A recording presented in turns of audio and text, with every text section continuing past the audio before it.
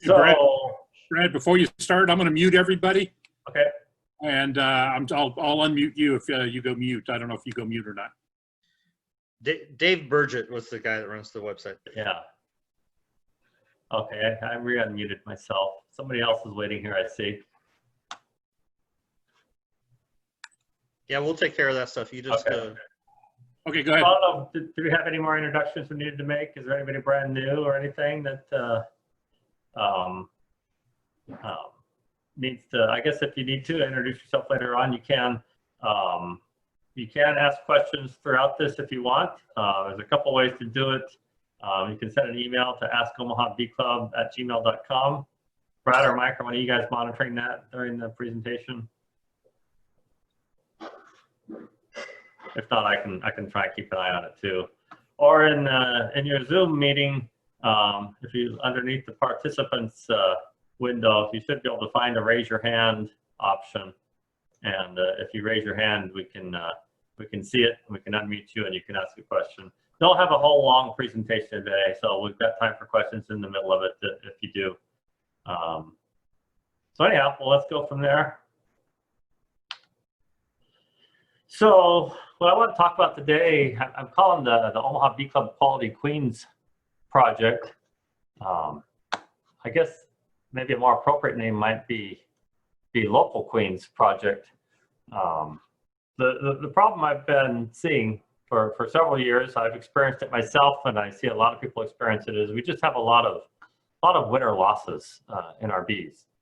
And there's a lot of things that can contribute to that. The beekeeper being one, obviously. I know I made mistakes in the past that caused me some problems.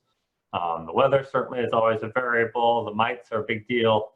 When and where you treat them during the summer. But I've really come to believe that the bees make a difference in what you have. I've watched a lot of videos on true world experts on honeybees and read a lot the last couple of years. And very, very consistently, you'll see a recommendation to use local bees, local genetics. And that's something that that isn't working real well for us right now. And the reason why is in order to get started in beekeeping, you need to buy bees typically. And so every year we have a lot of people buying nukes and packages, and most of those are coming from the South. Most of them are non-local. And of those, the genetics and the overwintering capability are truly unknown. I mean, there's very few people that will share that information with you, and if they're not a local person that you're talking to directly, I guess I would sometimes be a little skeptical if they can really tell you that too. There's certainly some very good package producers, and there's some that I would say might be a little skeptical. The other thing that happens with that is when we bring those nukes and packages, those non-local bees up here, they also come with a lot of drones, and they will raise more drones. So throughout the summer, we've got our drone population in the region definitely has a certain percentage of non-local drones out there. So if you're trying to raise your own queens around here, we're all doing open mating, of course. Who knows what your queens are mating with? I wish I knew out in those drone congregation areas what the demographics of that drone group was. But I gotta believe there's an influence from what we import every spring.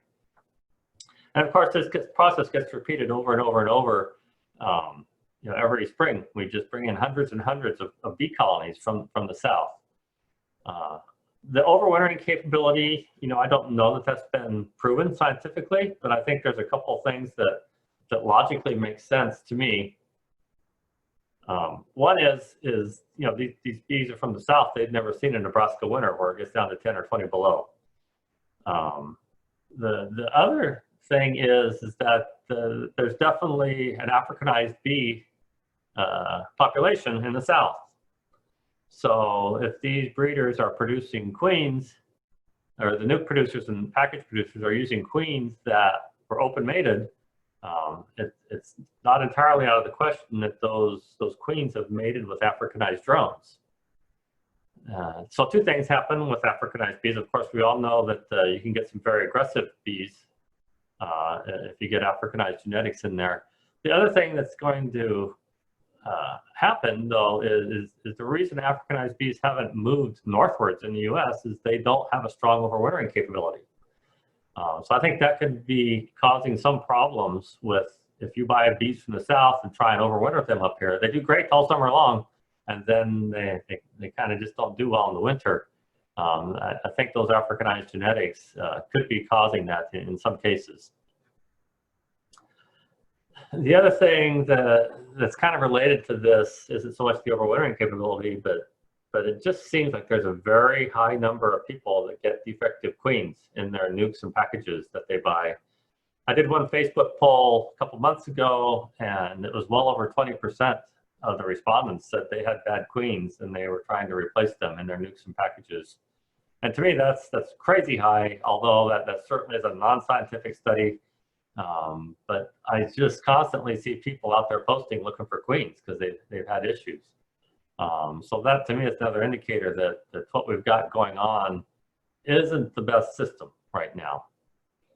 So I've tried to think of different ways that we can solve this problem, and the one I tried a little bit this year was, could we distribute lots of queen castles and somehow through crowdsourcing have lots of people raise local nukes, and then we turn around and resell those, and that, while it in theory works, it's just very, very difficult to raise that many nukes up here and to coordinate with that many people.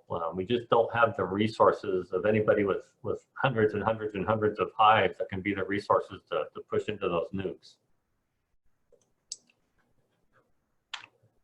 So with this project that we've started up here, the goal is to increase the usage of local bees with genetics that have already been proven to overwinter successfully up here in Nebraska.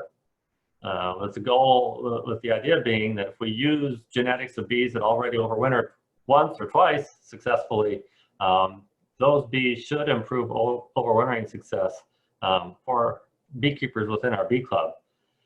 And over time, if we constantly push out local genetics and reduce the amount of non-local genetics, that should shift things in our region so that our drone populations are a higher percentage of local bees.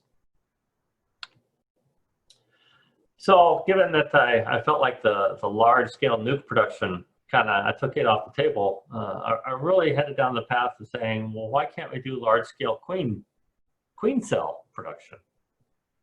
The idea being that we would produce hundreds of queen cells to sell at a discounted price, and I'm kind of right now thinking $5 a queen cell just to recoup some costs.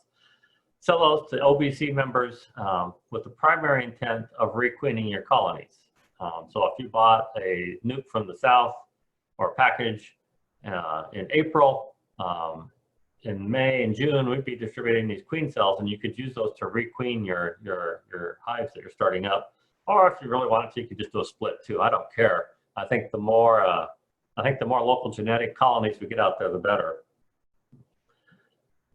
Also, as an idea that we've just had some discussions on is to coordinate with a nuke producer to say, hey, look, if you are bringing up 100 southern nukes, what if we requeen those nukes with our queen cells, and then once those new queens, the new local queens, are mated and laying those nukes, then distribute those to the buyers.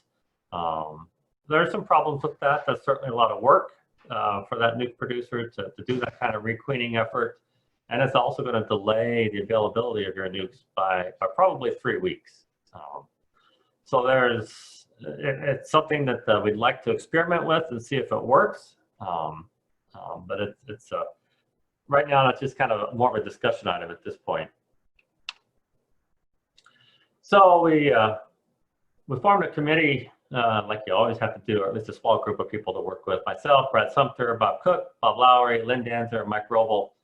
And we've had really just one main meeting to kind of hammer some things out and see if we can figure out a way to do this. The rest of this screen is kind of a confusing screen. It's really just the roles that we need to have performed within this project. And probably one of the most important one is donors. And the donors are the people that bring frames of queen cell or larvae in that we will graft from. So on the day that we're going to graft all these hundreds and hundreds of larvae, we really need a broad spectrum of larvae from different queens that have successfully overwintered in our region. One thing we don't want to do is flood the area with a limited genetic pool. And we're still struggling a little bit with what numbers we need to have with that. But you certainly wouldn't want to take one queen and distribute only her genetics to everybody. You definitely want to spread these out a little bit. We want to monitor the donor queens for desired attributes. Far and away, the most important thing to me is winter survival, and just behind that is gentleness. We don't want to have pushing out aggressive bees to people. Honey production and mite tolerance, and there's a variety of other attributes. They're all good things to monitor for, but they're probably beyond our initial scope of just trying to get this thing to happen. Cell starters, so basically when you raise queen cells, you put the grafted larvae into a box that basically has a whole ton of nurse bees and nothing else, no other larvae. It's a hopelessly queenless box of bees. So they are crowded in there. They have no queen. They have no larvae. So when we put in those grafted larvae, they're very motivated to draw out queen cells. Grafters, pretty self-explanatory. We just take those donor frames and we graft the larvae, and then those get inserted into the cell starters. The cell builders will configure cell builder hives to receive the queen cell grafts. I'm not sure at this point if we're going to leave the grafted queen cells in what we call the starter boxes, or if we'll turn around after a couple days and put those into queen right hives. There's definitely multiple ways to do this. I've done it both ways, and I'm not sure which I prefer at this point. So again, we don't have this all completely hammered out, but there's just multiple ways to do it. Once all those queen cells are in there and growing out, there's not much to do, but let time take care of things for 14 days. And on the 14th day is when somebody would go out, collect those queen cells, and bring them to the OBC meeting for everybody to purchase and take home to their own hives. So the queen cell distribution would be at an Omaha-Bee-Club meeting. Again, I just kind of threw a price of $5 per cell out there. When you get that cell, part of the process would be some instruction and training, explaining to you how to actually use that queen cell, how to install it in your hive, how to prepare your hive for accepting that queen cell. Because one of the things you're going to have to do is you can't put the queen cell in with queen. So you need to separate the queen from where you're putting the queen cell. I'm going to move my camera over here. I'm having problems with my double screen here. All right. So did Bob Cook get on? Is he on the meeting? I thought I saw him come in. Can I ask a question, Bob Cook? Are you there, Bob? Yep, I'm here, Brad. So on the next screen, I'm going to start talking about the August pilot project. If we wanted to collect $5 a queen cell there, is that a difficult thing for us to do with the Bee-Club? Would we just tell people it's got to be a cash only thing, or any thoughts real quick? No, I think we can handle it. It'll be fine. Okay. And that's something we'll hammer out some of the details later on too, or at least just in advance of that August meeting. So I spilled the beans there a little bit. We want to have a pilot project. The main project is targeting next year, May and June. For those meetings to have a large number of queen cells, but we thought, well, we better try our process out first and just see if we can get it to work on not a small scale, but maybe let's call this a medium scale. So our goal is for the August Omaha-Bee-Club meeting, we want to bring 50 queen cells there for people to use. And August is a decent time to requeen your hives. You get yourself a new queen, nice young new strong queen heading into the winter time. And it tends to be a recommended time of year to requeen if you want to. I put together this calendar, and this is what I use when I'm raising queens. So off here, this first column is the day. Day 0 is when the egg is laid. And so here's all the rest of the days of the life cycle of that egg. The first 3 days, it remains as an egg, and then the egg hatches into the larva on day 4. So I've kind of built a calendar to that. There's some prep work we need to do. On Tuesday, August 4th, we'll have some of us from the committee. We're going to go out and build. We're going to get hives ready for shaking, so to speak. And what we're really trying to do here is segregate the queen down into the bottom box of a hive. Because what we don't want to do is we don't want to accidentally get a queen into our starter boxes, because they won't raise any queen cells if you have a queen in there. So one method is to shake all the bees from a hive down into the bottom box, throw a queen excluder over the top of her, and then put that top brood box back on top. So when you come back the next day, in this case, it'll be Wednesday, August 5th, that top box is going to be all full of nurse bees with no queen. So then we don't have to spend a lot of time looking for a queen. We can just take those frames and shake them into our starter boxes. And you really need a lot of bees to build a lot of queen cells. So that gets our starter boxes going. You want to let those set for definitely several hours. A day is better to let them fully realize that they're all queenless and that they need to do something about it. So on Thursday, August 6th, that's when we meet with our frames of larvae to graft from. We graft all those, and we put those in those queenless cell starters that we built the day before. At that point, you can kind of sit back and watch. Like I said, you could come back the next day and pull those frames of grafted larvae out. You should be able to, at that point, see whether they've been accepted by the bees, if they're feeding them raw jelly and starting to draw out the queen cells. You could, at that point, move those grafted larvae that they're starting to draw out back into queen-right hives to let those hives or those colonies finish drawing them out. A couple times this year, I just said, hey, look, I'm just going to leave them in the starter box, and they did just fine in there. So we might play with a couple different methods there. But at that point, you're really just sitting and waiting. By about day 8, those queen cells should be capped.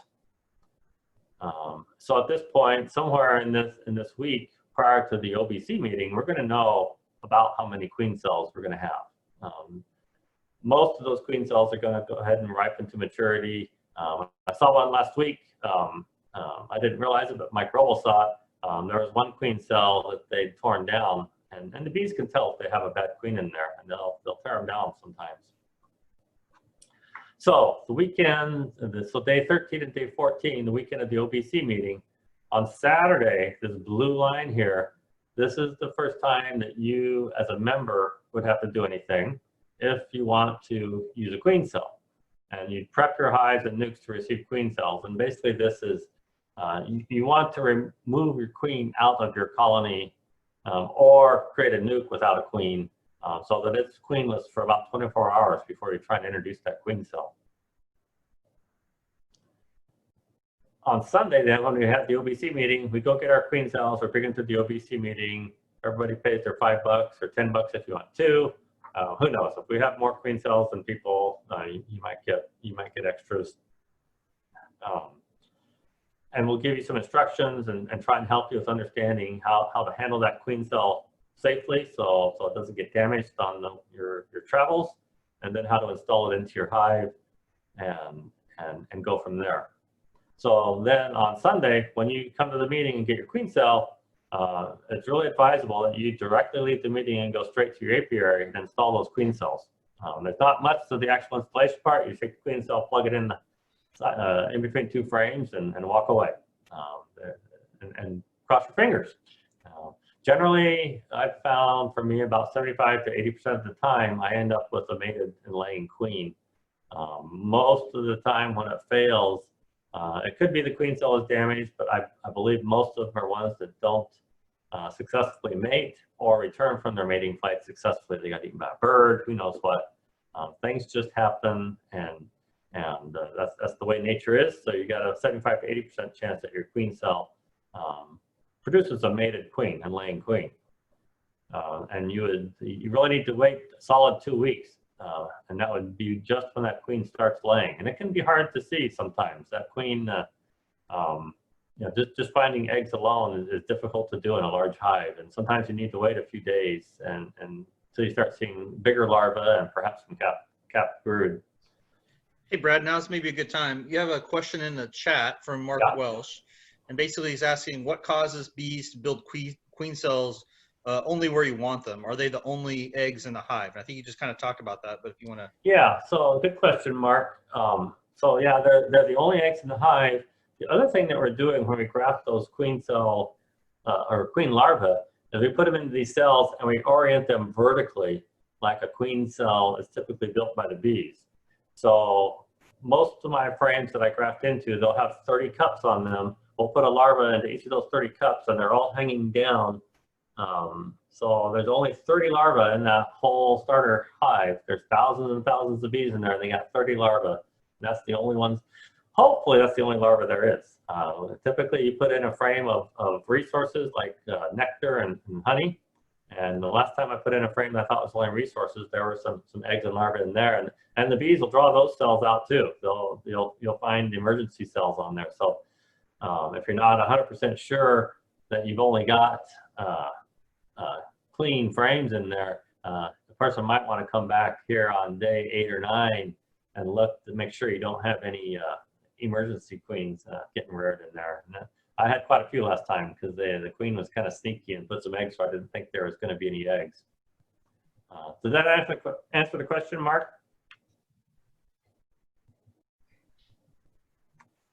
I'll assume that did. You can re-ask again in the chat if it didn't. So you got one more. Okay. Sorry, Brad. You got Go one more ahead. question in chat, and from John Anderson. He says, "I like to use the orange cell protectors when adding cells to hives. Would you recommend them?" You know, I've got a bag of those, and I've used them a couple times. There's a lot of people that like them, and it's really in cases where you want to prevent the bees from tearing down a queen cell that they want. The only reason that I can think that they wouldn't want a queen cell is if they weren't queenless long enough to realize that they need a queen cell. But certainly, if that's something you want to use, go ahead. I'm open to more information if that's something we need to provide with the queen cells as we give them to people. I think those things are pretty cheap too. Yeah, I've got hundreds of them, Brad. We can just give them away. What's your recommendation, Mike? You think that's a good idea that we would do that for everybody, or? Yeah, they're pretty inexpensive, so it's it's a safety factor. You might as well lock your door versus guessing that your neighbor's friendly, right? So just it's a safety factor for the queen. If they don't, they don't. If they do, you protected it. So I'm trying to find the chat thing on my screen. It's not showing up for me right now. Yeah, if you hover around like where it says you're sharing a screen, I think it'll pop up another menu.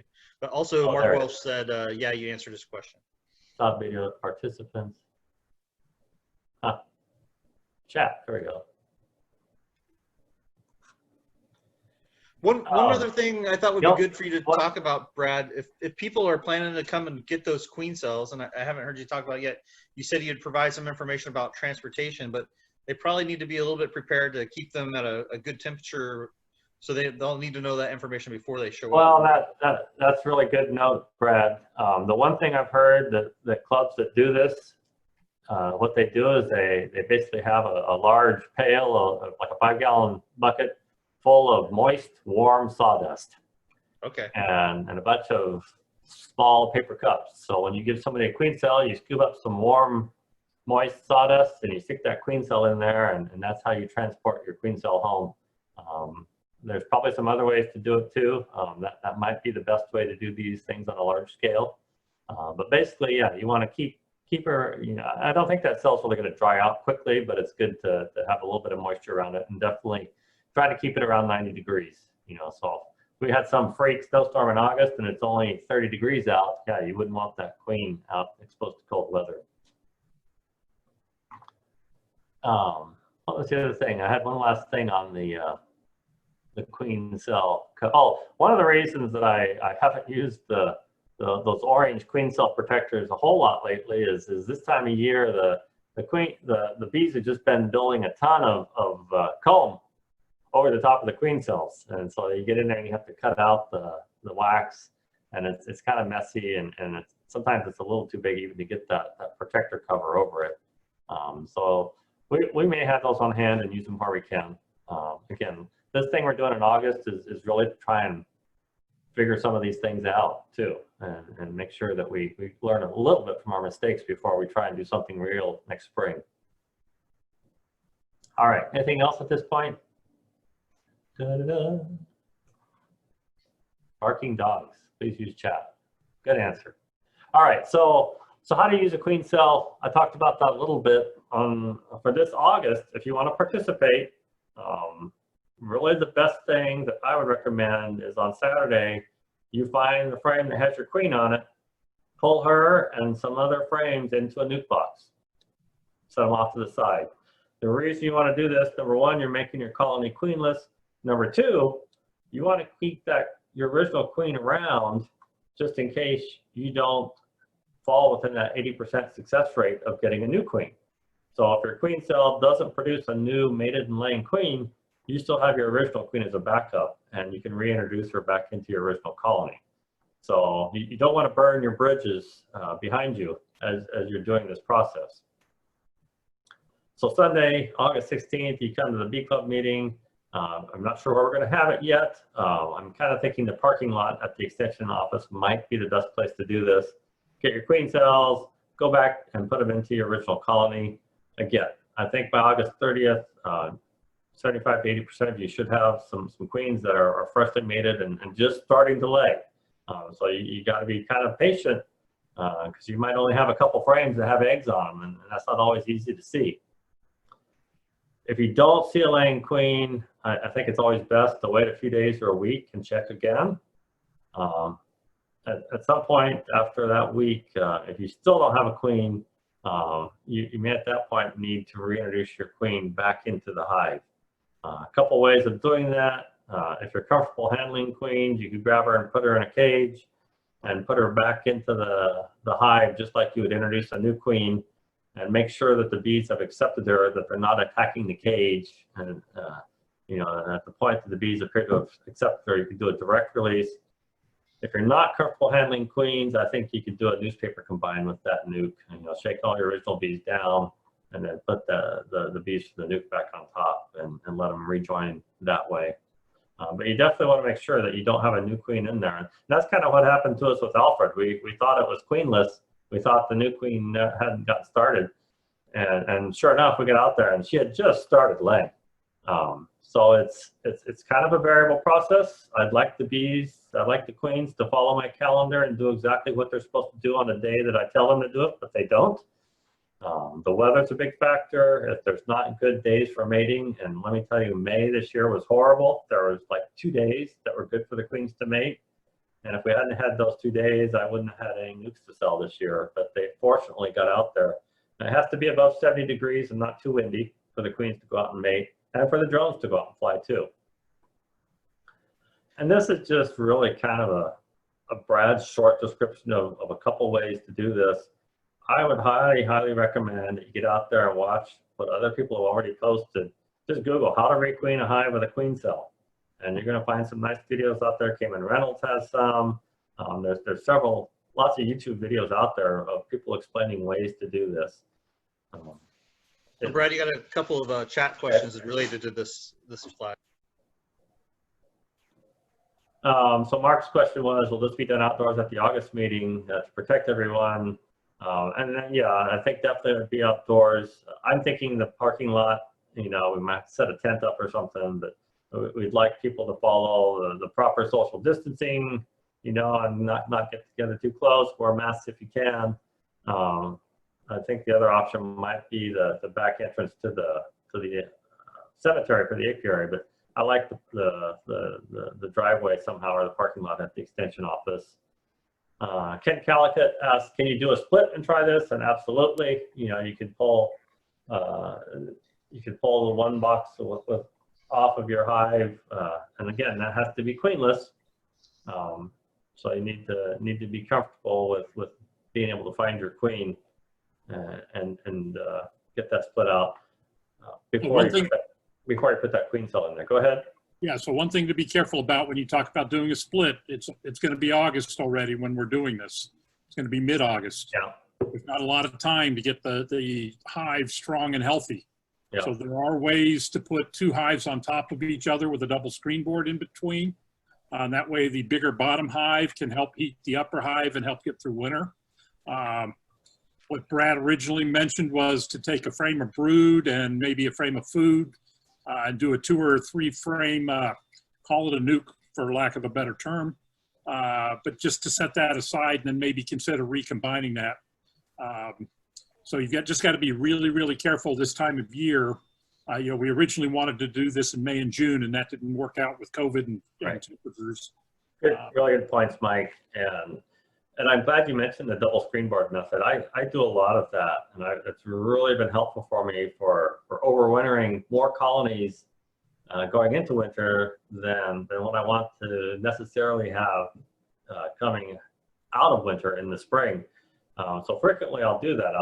I've been starting nukes here this last month, and they're just now getting started. The queens just started laying, and my plan for all those nukes is I'm going to put them into single deeps, and there's going to be one single deep. There'll be a double screen board that'll separate them from the next single deep above. So I've got 2 colonies combined vertically, and that's how I overwinter those. And I've had really, really good success with that, of overwintering, you know, single deeps without a whole lot of resources in there. Those points are all for the August pilot project. When we get to next spring, then you have a lot more options too, as far as doing splits and whatnot. Marty Crowley asked, what is a newspaper combine? So a newspaper combine is a way to take 2 colonies of bees. Usually it's one colony that has a queen and maybe the other one is queenless, and combine them without causing a lot of fighting and issues between the bees. The bee that are being combined into a queen-right colony, they don't know the smell of that queen. And if they happen to intermingle too quickly, they might think she's a foreign queen and attack her and kill her. Or at a minimum, there might be a lot of fighting between the bees and just some unnecessary problems in the hive. So a newspaper combine, you have a queen-right hive. It could be 1 or 2 brood boxes, whatever. And then you put a sheet of newspaper on top of it. And then you set another brood box on top. That's the bees you want to add to that hive or combine into that hive. And those should not have a queen in them. Some people say, go ahead and cut a couple slits in the newspaper to let them smell each other right away. I've never done that. I just put a solid sheet of newspaper on there, set the other box on top, and they'll chew right through that newspaper. But what that newspaper does is it allows the bees to slowly intermingle and to start sharing that queen pheromone. So as the bees from the top box work their way down through the newspaper, they've already been assimilated like the Borg, I guess, and they become acclimated and assimilated into that hive. And I've done quite a few of these, and they work really well if you're trying to combine 2 hives. Where are we to get the proven multiple overwinter hives to get our queens, since that is the goal?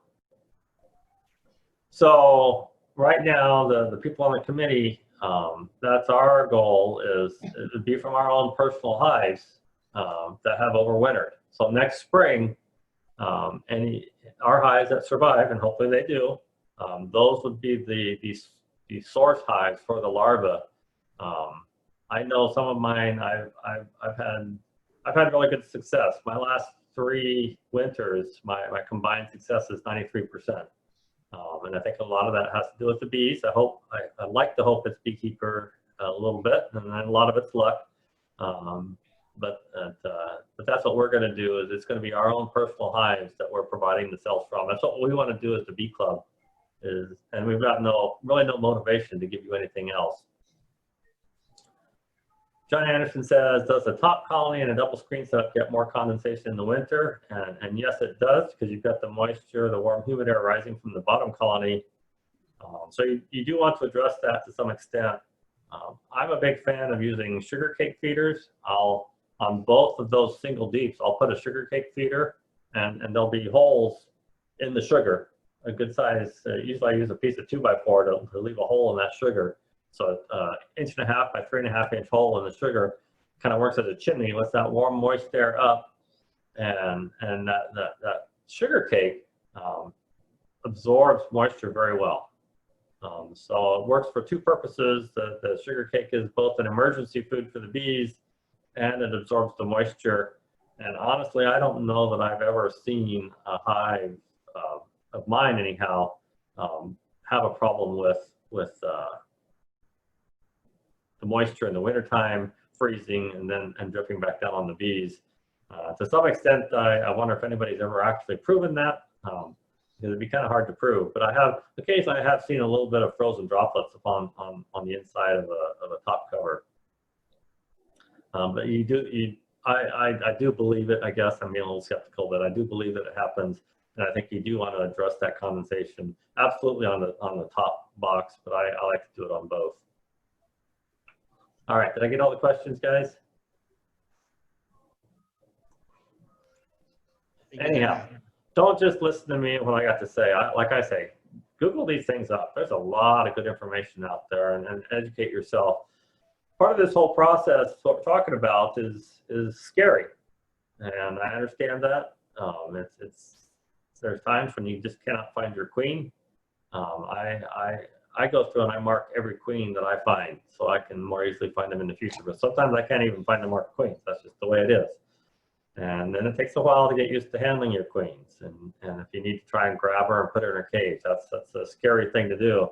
But that's part of going from being a beginner beekeeper to an intermediate beekeeper. And you have to decide where you want to be. If you stay as a beginner beekeeper, you're always going to be subject to asking someone else to come help you with these things, or perhaps losing your hives because you don't know how to do these things. So I like to do them when I'm kind of in control, when I don't have an emergency with my bees, I'm practicing and moving forward. Let's see, Mark has a 2-inch, he says he puts a 2-inch thick foam insulation above the inner cover to prevent top condensation.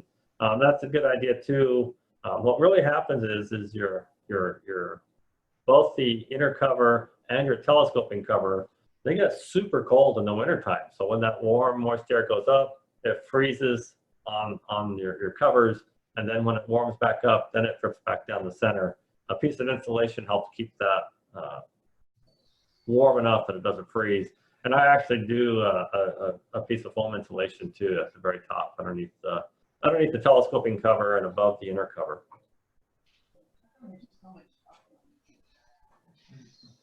All right, I'm going to go to the next screen. So we talked about that. What if you can't find your original queen? And that's not entirely impossible. In fact, it happens quite a bit. You can take the reverse method. If you got a big booming hive, it's very difficult to find your queen going through 2 brood boxes. You can play statistics a little bit or play the odds in your favor and just take a few frames of brood and resources from your hive. Really try and look those through close to make sure there's not a queen, and you put them in a nuke box, and that's what you would use for your queen cell. So it's kind of the reverse. The first method I mentioned was take the queen and move her out to a nuke. This is kind of the reverse. Let's just populate a nuke without the queen and put your queen cell in there. So you introduce the queen cell there, let her mate. That buys you a couple weeks to try and find your existing queen. If you find her, I think it's best to mark her so you can find her again more easily. And that's another thing that takes you from that beginner to intermediate beekeeper level. For anybody that's scared of doing this, what I would suggest you do is I use one of them marking, it's not called a cage, is it? It's like a plastic cylinder with a screen on one end and the foam plunger underneath. Practice on drones. You know, they're not going to sting you. The queen's not going to sting you either, but that'll help you learn how to reach down in there and grab the drone, put it in the marking cage. And you can mark your drones if you want. Just make sure you use the color that you're not going to look for as your queen, or you don't even have to mark them. But it's something you can definitely practice on drones, and then at some point try it with your queen. You know, it scares me to death when I first started doing this, and I'll admit I'm nervous every time now too. But I don't think I've ever damaged a queen. I've had a couple that were a little difficult to reintroduce to the hive. They chose to fly down 6 inches, and it scared me to death. But honestly, I've never had a problem with marking a queen. So if you go this route, then if you do get your new queen in the nuke and she starts laying in that nuke, now you've got a nuke to do with what you want. You could put her back into the original hive, either doing the newspaper combine or removing your old queen and putting a new queen in, just like a new queen in a cage.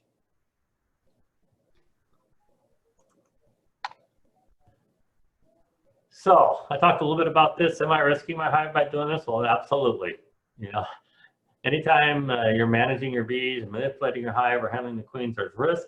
But that's the only way you get the reward. So you have to take some risk to get the reward. And the reward in this case is you get a new young queen with local genetics. If you don't feel up to taking the step, then I'd say don't participate. You know, you need to be comfortable that you're going to take some risk, and most of the time it's going to turn out well. Some of the times it's not. And that's why I really recommend keeping your old queen as a backup queen to put back in. But even there's risk with that too, trying to reintroduce your old queen. So, Hey, Brad, why, yes. why do we want a new young queen? Well, I don't know. What do you think, Brad? Well, I was hoping that you would talk about how prolific layers they are, their fecundity, I guess you'd say. You know, how much mandibular pheromone they emit compared to an old queen, and just really prolific buildup in the spring compared to maybe an old queen. Well, that's exactly what I was going to say, Brad. Good answer. Well, and really going back to the very beginning of this project, what I'm hoping to do is have more colonies in our region with local genetics as opposed to non-local or southern genetics in the queens. Because it's all about the queens. Once you get a queen in there with local genetics, those bees will turn over and your whole hive will have local genetics bees in it. But you're right, just in general, having a newer, younger queen, younger queens lay more prolifically, they're stronger, they produce more pheromones, they just have better control of the colonies. I was bragging up, I had a queen, I say had past tense, she was on her third summer this year, and I was just out there a few days ago, and she's getting replaced. They're superseding her now. So as the queens get older, they just slow down, that's just kind of like we do, and requeening is not a bad thing to do. Steve Sidner asked, how often would you requeen then? Every year? That's a question. You know, that's one of those beekeeper questions that gets a lot of different answers.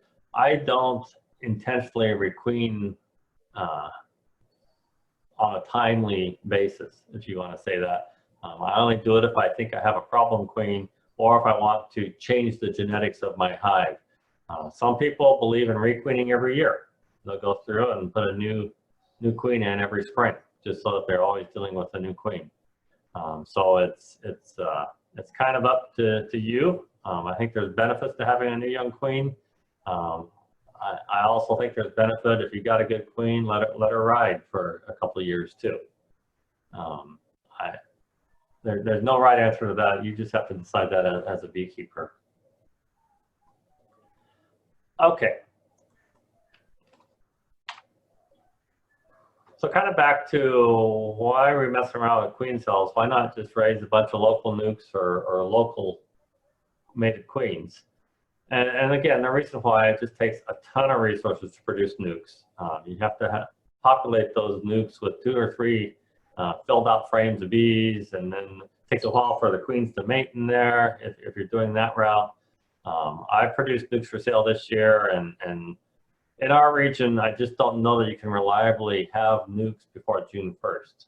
And when people are wanting to buy packages to get delivered in April and nukes in May, I don't think we can do that on a large scale here, unless we had somebody that maybe had hundreds of hives to use as the resource base. Mated queens require less resources than nukes, but a mated queen is still going to require you as the beekeeper to do the same amount of manipulation. You know, you're still going to have to separate your old queen out, or find her and separate her out. And mated queens aren't always accepted. I think a lot of that depends on the skill of the beekeeper. I think typically you're probably more in the 90% range. But you have a chance of failure too. And I think many people have found that out when they're buying queens, trying to put them in. That might be it. Is that my last slide? That was my last slide. More questions? Let me unmute everybody here real quick. Okay. Okay, everybody's unmuted. So just out of curiosity, I guess I'd like to ask people questions. Is anybody interested in trying out the queen cells in August, or are we wasting our time? You want to drop the screen? Want me to stop screen sharing?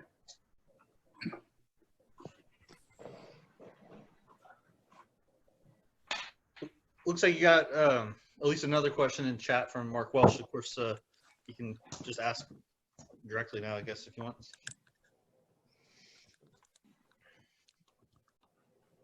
So Mark says, 3 of my hives have new queens from this year, 2 from splits, and 1 because of swarmed. I have 2 swarms captured this year. The swarms are doing well and are likely to have local genetics. Shouldn't I just leave those 5 hives alone? Well, I think that's your decision as a beekeeper. I would not count on swarms being local genetics. Those could, and more than likely, swarms are coming from managed beehives, and it really depends on where those hives, were they from nukes and packages that were purchased this spring and then just grew strongly enough that they swarm. If people catch swarms and think they're getting feral bees, I think most of the time you're not. You're getting somebody else's managed bees that have swarmed. So if you want to leave them alone and they're doing fine, go ahead. But so there's requeening in general, just to get a younger queen. You sound like you don't need to do that. And there's requeening to get local genetics. And on yours, you really don't have a certain answer. You know, for the May and June version of this project, I'm really trying to target people that have purchased other nukes. And you want to, for sure, get local genetics, you know, and switch your genetics over in the spring. From user to everyone says, I'm assuming you're talking August 2021, and no, I'm not crazy. I'm talking August 2020. So that's right. Just in 4 weeks, whenever our next Bee Club meeting is, our hope is to have 50 queen cells there. Host needs to allow us to unmute ourselves. I think they probably, can they do that, Brad? Do you know? I think now, try it now. I think you should be able to unmute yourselves. Everybody should be unmuted right now. Well, yeah, you sent the command out, but then the individual user has to permit it to unmute themselves. I have a question. Go ahead, Tom. I think it was Tom. Go ahead, whoever has a question. Yeah. I have a question. I have a Go ahead, question. Ken. Ken. How long can you have a queenless hive to where you could feel comfortable by introducing a queen cell or another queen? Well, it depends a little bit. Kind of depends on what the ages of the bees are that are in that queenless hive. If you're starting out with a lot of really young nurse bees, and it's a queenless hive, they can grow several weeks, I would say. But at some point, you know, if you get a lot of old bees in there and they've been queenless for quite some time, you know, you're going to get laying workers. And that's the real problem with it. Generally, a queenless hive, in my opinion, is that they're going to be more likely to accept queen cell and the queen that emerges from that cell, as opposed to you trying to give them a mated queen. Because they have to go through that process of accepting a mated queen. And the one thing I can't speak to really, and Mike or Brad or somebody, maybe somebody else has read more on this, if you have a laying worker hive and you give it a queen cell, good thing or bad thing? Likely to succeed? So you've got to do something about the laying worker. So just recently with a couple of cells, I had 2 laying workers, and I just shook them out in front of the hive, not expecting the laying worker to show back up. So when you have a hive with a laying worker, you may actually have several laying workers in there, and it's impossible to identify them. So my method when I've got a queen or queen cell to put back into the hive is I just shake all of the bees out in front of the hive a couple of feet away, and then let the bees come home that know how to get home.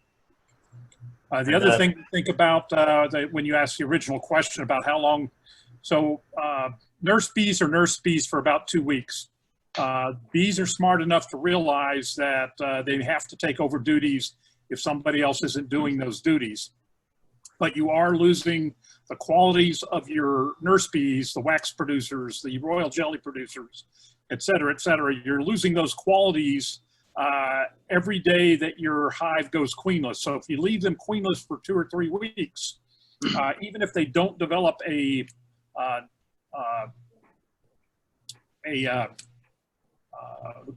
laying workers, you still potentially will have problems. So, you know, again, having new nurse bees or having the cap brood that are going to be turning into nurse bees is something important to consider there. So, so real quick, Mark Welsh brought up an issue. This is that little orange thing that he was talking about that you would put a queen cell in, and then it would poke into it would poke into your wax, but that would hold a queen cell. The tip of a queen cell is very strong, and bees typically don't attack the end of a queen cell. They'll attack the side of a queen cell, and that's what this device does. The other question he asked is how do we do queen cells? And so this is one method. This is called the JBZB method. And if I put it up a little bit closer, we can actually use different color cups. So we might be able to put one line. So Brad Price's Queen Starts might be here. Brad Sumter's might be here. We can go to blue and to red, et cetera, and keep track of the different lines. And that gets really, really important when you're trying to manage both the queen daughter and also the queen drone or the queen son when you have a yard where you're going to be doing mating. Or if you're just trying to run statistics about, you know, do the queens that come out of this line work better than the queens that come out of the other line? So that was a question asked by Mark Welsh. Again, these bars just pop out. And there's, in this particular case, there's 15 per bar. They get filled and then they get stuck in a frame like this. And then this frame gets stuck into the starter hive. It's a queenless starter hive with a bunch of nurse bees to try and get them to start a bunch of queens.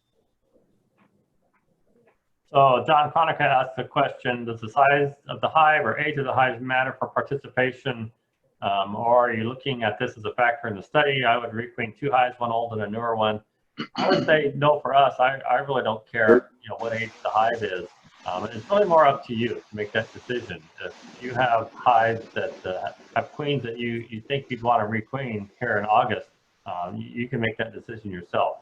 Obviously, the newer one's going to have a younger queen in it, and she's going to be stronger and probably more likely to survive the winter.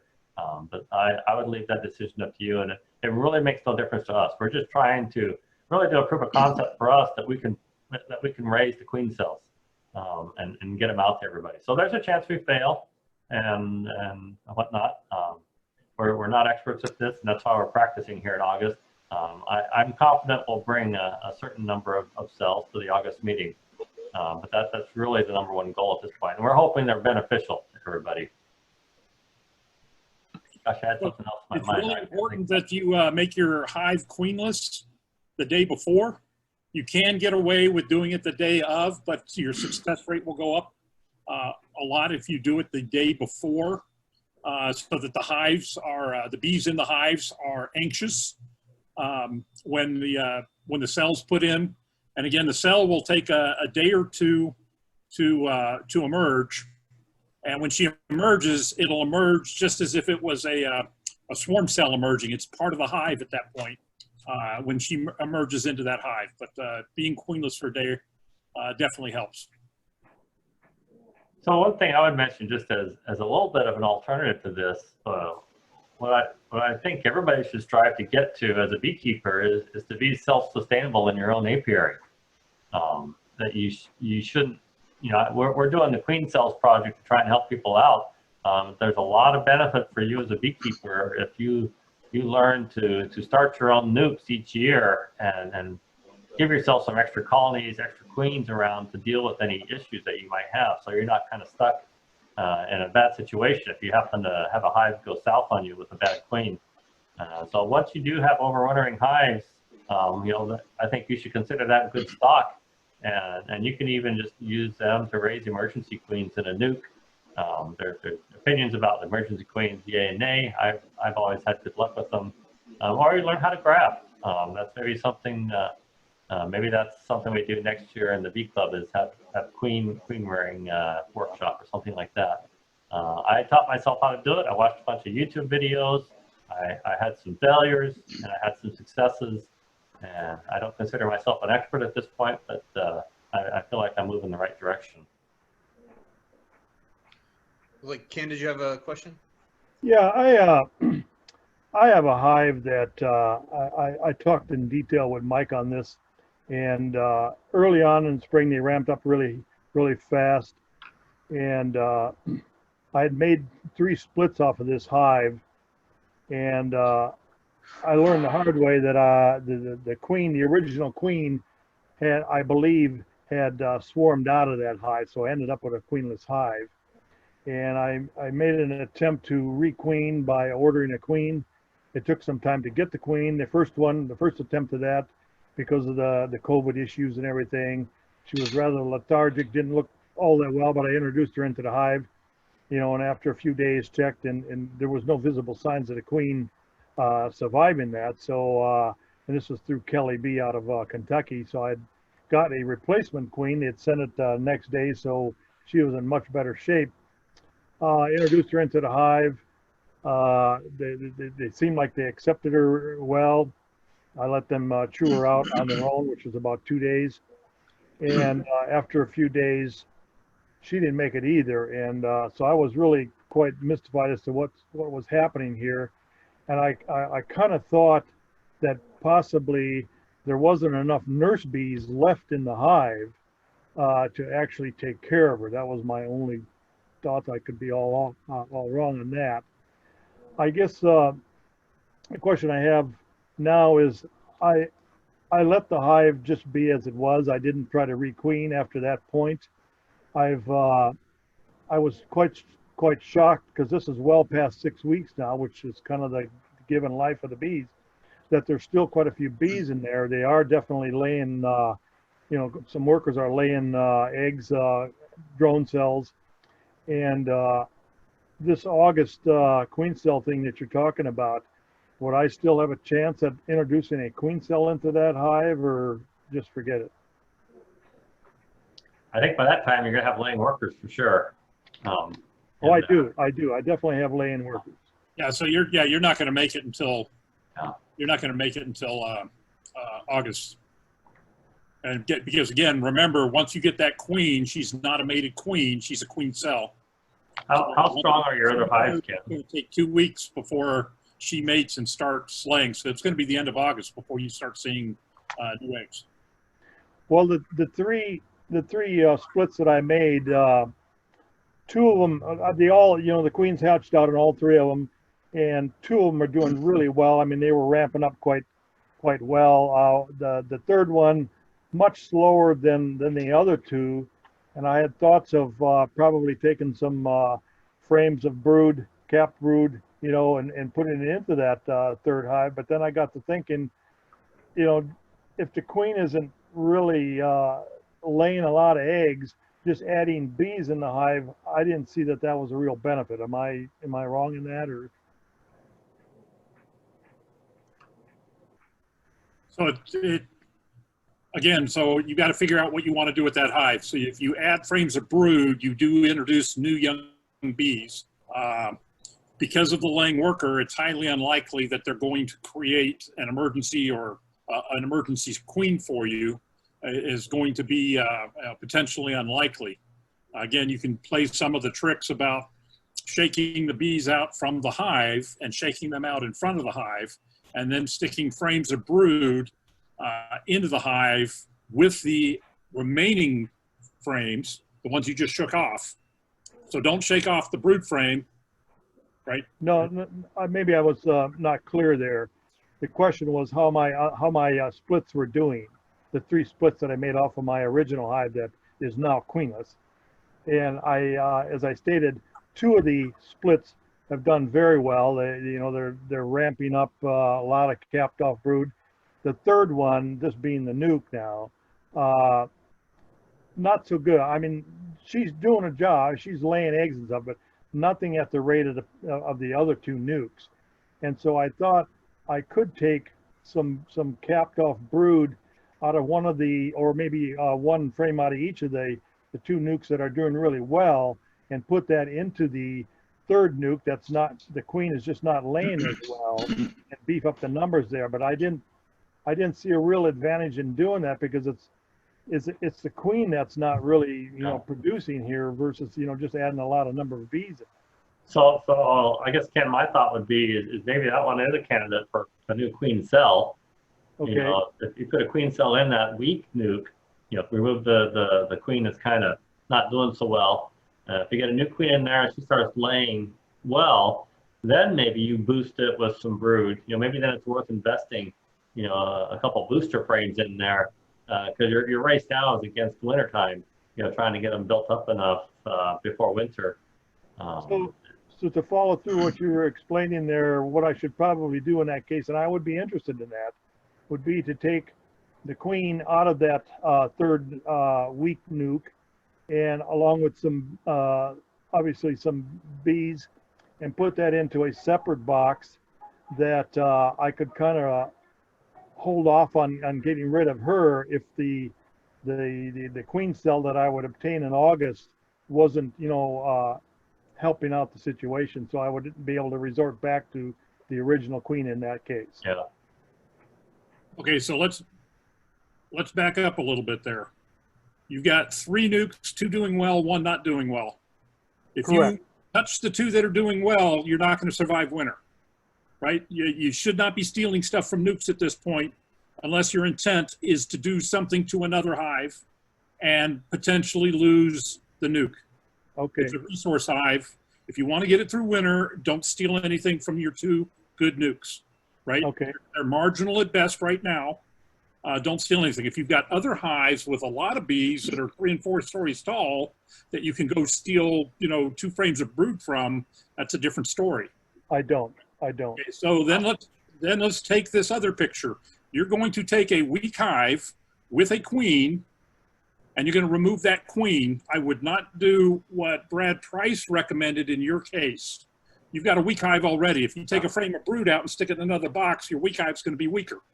What have you just accomplished? You're trying to kill your third one that you're trying to save. I would take the queen out and put her in a cage and put her above a queen excluder just to save the queen in case something fails. Okay. You can put her in a cage for a 2 or 3 weeks if you have to. That's not going to be a problem. Just put her in a cage, make sure she's above the queen excluder, and make sure the bees up there can get to her. Okay? Okay.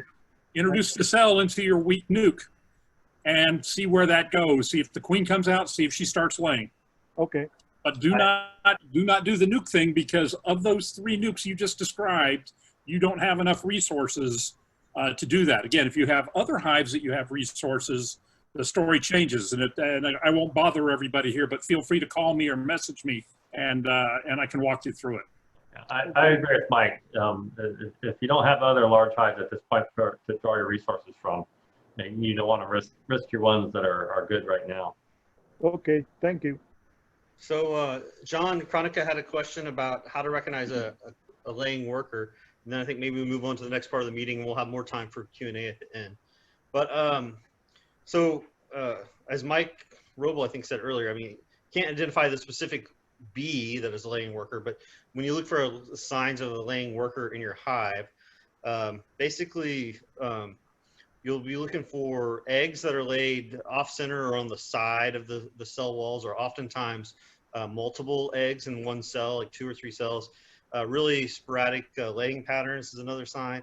And then whatever comes of those cells that were laid like that is only going to be drones. So if you never get any regular worker bees in your hive, if you see a whole mass of nothing but drone brood there, that can be an indication if you're not seeing regular worker bee brood as well.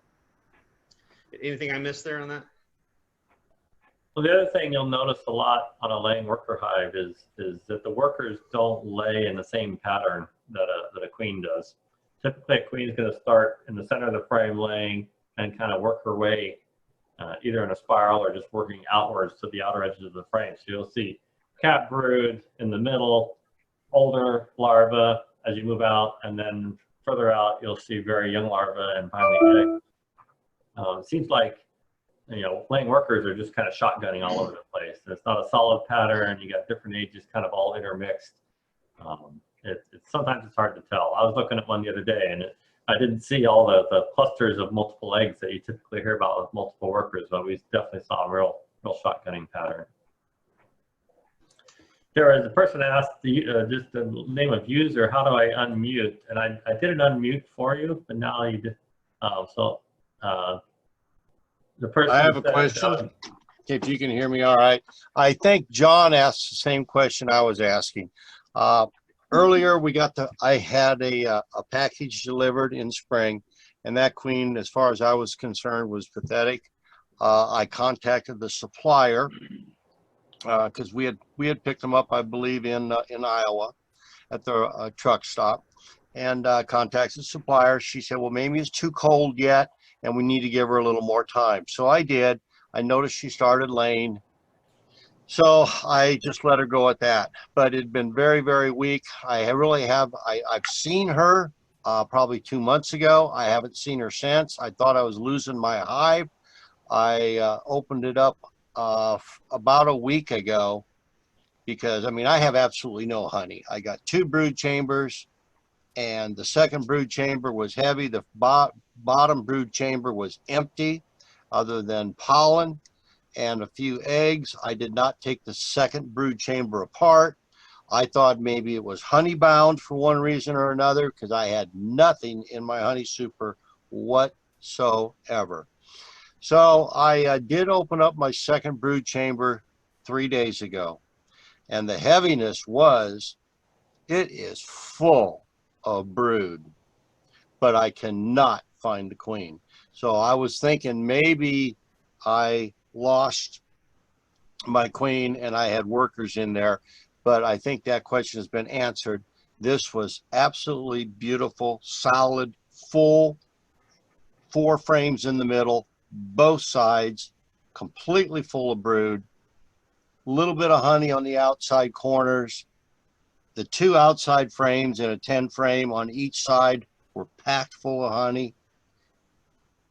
So I would assume that hive probably requeened itself, is my assumption. And now I have a robust, however, just very, very late hive. That's my thought process. Yeah, so one thing to look at. So when you say it was full of brood, you're talking capped brood? Capped brood. Okay, and you're talking deep frames or medium frames? Deep frames. Okay, so on a deep frame as full as you're talking about, there's 3,500 bees or cells on each side of that frame. So there were probably 2,000 of them full on each side of 3.5 to 4 frames. So when you look at those frames like that, you have somewhere between 10,000 and 20,000 bees that are going to show up in your hive in the next 11 days. I am under the impression my hive is going to explode. Correct. Okay, so you just need to be prepared for that, and your hive needs to be prepared. So you need to check on that and then make sure, so they've got room to go down into the bottom. Yes, they do, because the lower brood chamber, when I checked it, maybe 3 weeks ago, had some eggs in it and substantial pollen, and then a lot of open cells, was fairly light bottom when you lifted it. Yep. So you might consider reversing those 2, the bottom 2. You don't have to, but that'd be a consideration. But again, my big point here is when you see that much brood, a frame holds 7,000 cells, and when they're packed full 95% or even 50%, just do some mental math and realize that every cap cell in your hive is going to be a new bee sometime in the next 11 days. So anyway, just some mental math there to be prepared for that. I put a honey super on with 10 frames of drawn out comb. And I just checked it this morning, and it's still all drawn out comb. I did pull 2 frames of honey yesterday as they got caught up from the time I inspected it 2 weeks ago. So I pulled those 2 frames of honey out of the honey super, and now they have 10 frames of drawn comb ready for this explosion. I'll watch it. I may put on a second honey super, but I have to watch what's going on. I have enough honey to feed them over the winter in my storage shed that was treated with Apivir last year, and I want to feed it back to the bees. I just haven't had any bees. So I will feed it back this winter, so I'm going to let these go as long as they can before I do an oxalic acid. I have not kept a hive in overwinter for 4 years. I've lost every one. I've been putting a new package out every spring, and I don't want to do this anymore. Okay, so what's your name? You come up as user on. Keith Wheezy. Lynn knows me. In plasma. Okay. So one of the things you mentioned, Keith, that's I wanted to bring up actually at this meeting too is everybody really needs to be planning out their mite treatments. This is a critical time of year. I'm shifting gears here away from the whole queen cell project. But, this is a very critical time of the year for your bees. You probably have a lot of bees. They might look really strong right now, but you might also have a very, very strong mite population. The mites are starting to peak, and they're going to start overwhelming your bees to some extent. August and September are when the bees need to be healthy and relatively mite-free. You want your lowest mite counts in August and September. That's when the winter bees are being raised. So you need to, I would say, at least plan for the 1st of August, first couple weeks of August, or earlier if you can. Do your mite treatments so that you have healthy bees during August and September to raise your winter bees.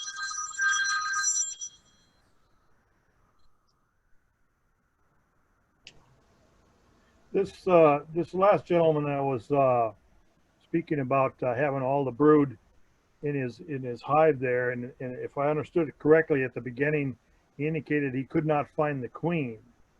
I mean, if you're to take from today going forward, and 4 days from today, you open up the hive, and if you see any eggs at all, fresh eggs in that hive, it's a pretty good indicator that the queen is still there. You just missed her. Yeah, the one thing we didn't hear was what amount of non-capped brood. Keith, if you're still online, because yeah, definitely in addition to capped brood, you want to see uncapped brood, and if you can, see the eggs. They're not always easy to see, but that's your best proof that you have a queen. It's better to see eggs and young larvae than it is to see a queen, honestly. So I try and tell people, if you can't find the queen, again, which is very difficult, especially in larger hives, look for queen signs. If you can see eggs, and I've got glasses here, these eyes have not been able to see eggs for years. So I don't even try and look for eggs, but I can tell the different size of larvae. So I can tell a 1 and 2 day old larvae away from a 4 and 5 or 6 day old larvae. And so I know that the queen was in there a few days ago. So just so people know, bees do not kill their queens, and queens do not die in hives. It's beekeepers that kill queens, and it's part of the business. A queen in a tree in the old days, or a queen in your box untouched, is going to do just fine. We go in there and do an inspection, and we roll that queen, we knock her off. There's probably 20 easy ways to kill a queen when we go into a box. So when you open a box that you haven't been in for a week and there's new larvae in there, that means the queen was in there when you started that day, because it's highly unlikely she just died of a heart attack during the last week. She gets killed when the beekeeper goes into the hive. So again, if you look for queen signs and know how to count the days, 3 days as an egg, 6 days as an open larvae, and then another 11 or days or so as a capped larvae. So if you just kind of know that math, you can tell when you can guarantee the last time. And what you should see, and what Keith Wisey should see, is he should see capped larvae, which he's obviously got a lot of, but he didn't talk anything about open larvae, and he didn't talk anything about eggs. And you should be looking for those when you can't find the queen. So Mike, one idea for you, if you're having problems seeing eggs, is some people raise chickens instead, and their eggs are a little bit larger. They're easy to see. I was gonna give Brad 5 points for the board mention earlier, but I think I'm gonna have to not do that. You get subtracted now? All right, let's move on to the quiz after that attempt at humor. All right. Hey, So- this is Mark Welsh. Can I throw one idea in here? During the UNL has this meeting every Friday from 5 until 6 that if you don't know about it, find it. It's great. Every Friday, 5 to 6, UNL, they call it Happy meeting. And at the last two meetings, they've talked about moving all of the brood up to the top deep super and all of the honey frames down to the bottom deep super, that is supposed to stimulate brood production. And so Keith might consider doing that. I've done that with 2 of my hives so far. The first one went really well. The second one had 16 frames with brood on it. So it was really hard to move 16 frames with brood into a 10 frame deep super. But I did the best I could. So Mark, I'd like to just respond to that a little bit. Again, this is the different beekeepers have different ways of doing things. I tend to not like to mess with how the bees have organized their hive. I think the bees know what they're doing, and I think moving frames around assumes that you know more what's better for the bees than the bees do as far as where their frames are and everything. Again, that's just my opinion, and I know lots of people do the manipulation of the frames and they're very, very successful with it. I think it's one of those things out there that there's definitely a varied number of answers among the beekeepers. But if UNL is recommending it and they provide good solid information behind it, I'm sure it's good too. So that is an advanced beekeeping technique. And a lot of people will do it just by moving a single box of honey from the top to the bottom, and it simulates a flow, a honey flow. And the bees will start bringing it back to the top again. And so when they bring it from the bottom to the top, it's a honey flow, and we use it in queen rearing as a way to keep a hive. But again, I'm hijacking Brad Sumter's presentation here, so I'll stop there. No problem. Hey, we were going to try to do something a little bit different. I don't think we've done before, certainly not since we've been holding Zoom meetings. And that was to hold a little bit of a trivia quiz on beekeeping. And just so as I'll advance to the next slide. So keep track of how you do on this quiz, and then you'll have a chance to win a terrific Zoom prize. Now, we did test this, and while we were testing it, we noticed that if you're connected via phone, it may eventually I'm going to pop up a poll question, and you have to select the answer and submit it. If you're connected via your phone, you may just have to slide around your phone a little bit to find see the full screen. So we'll go slow the first couple to make sure everybody gets a chance to get in there. But at the end, just keep track of your number, and we'll go for there. So hopefully it'll be fun. And hopefully there's a few, at least things that I find interesting in beekeeping, and maybe you might find a new thing or two to learn a little bit about. And certainly this isn't a lot of learning about it, but at least it'll introduce you to some idea that you can go off and learn something more about on your own. All right, so the first question is going to be who is credited with decoding the waggle dance? And I'll go ahead and pop the poll question up there so you can see what that's like. And then give you a chance to answer that.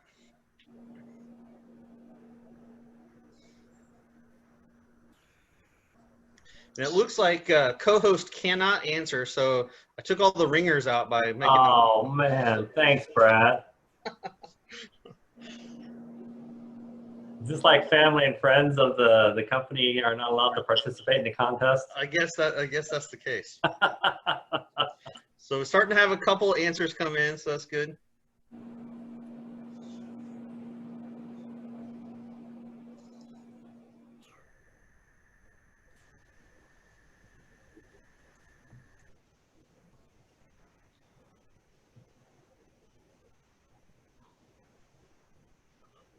So this should be interesting then.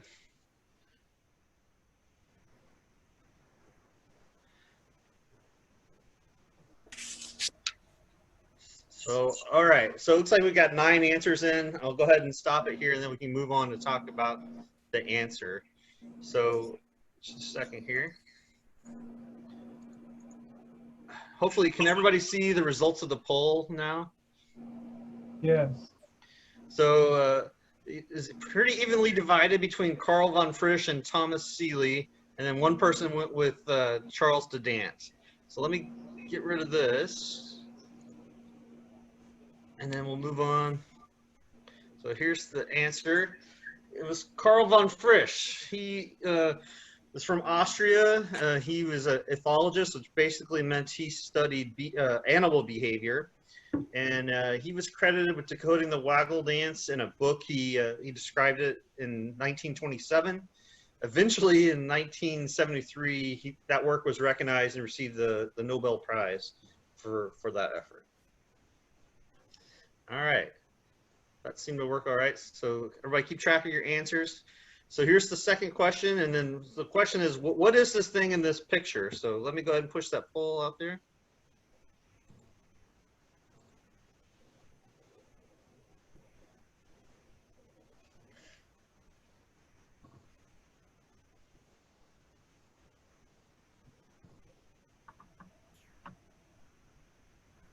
We need a none of the above answer. Oh, okay. Well, I can tell you it's one of those things that are the choices. So It's, Brad, tell them that the size of this box is only about maybe 3 inches long by 1 inch high or so and across. it's a little bit bigger than that. So it's about 3 inches tall, 3 or 4 inches tall. It's about 8 inches long or so, Okay. 12 inches long. Not very large. Yeah, 8 to 9 inches long. Yeah, I guess I should have gave you something for scale in the picture. You can see a piece of a comb down at the bottom of the box. So All right. was Tom Seeley the original inventor of this, or did he steal somebody else's idea? Do you know? He was not the original inventor. Okay. All right. We can talk about that on the next slide. All right, so I'm going to end the polling now. So most people, the largest number went with queen rearing box. Good. All right, so let's take a look. Stop sharing that. Close that out of there. So what that is a bee lining box. And so basically you use this to catch a bee in its nectar patch, and over time you feed it a special type of nectar that is really nutritious, and they like it, so they'll go back to their beehive, get some friends, come back, and you kind of mark them to figure out how far you need to go away. But anyway, you use this to follow them back to their beehive. Here's a book from one of my favorite bee authors, that's Tom Seeley, and he wrote a book on this, Following the Wild Bees. In this book, he talks about even reading about this in David Thoreau, from a century before. So certainly, Seeley was not the inventor of a bee lining box. I'm not sure they've always used this exact type of box, but it's been around for a long time. So certainly something interesting that you can do if you have a little extra time and you just want to go out and spend some nature time with your kids or grandkids. Good idea. All right, so question number 3 is, how many eyes does a honeybee have? Let me get the poll out there.